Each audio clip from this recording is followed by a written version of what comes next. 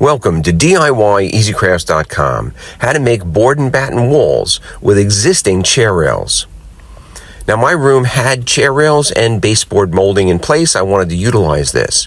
So I ran over to Home Depot.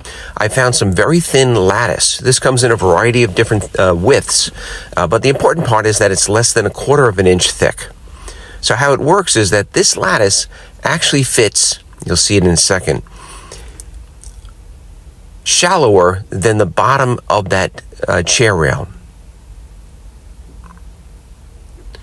So this is going to allow me to use this lattice as the vertical pieces of the board and batten, leave my chair rail in place. It'd be a very simple job. I used a 12-inch spacer in between each.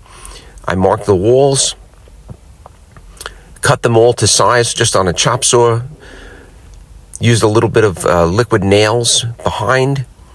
And then you can attach this either with finishing nails or a brad gun. You want to make sure that each piece is square. So I put, one fastener up top. Then we used a level just to square it up. A couple more brads. And then you just repeat that process around the entire room. I finished it off with a little caulk. Smooth that out with my fingers before painting, and the finished product is a very nice addition to almost any room.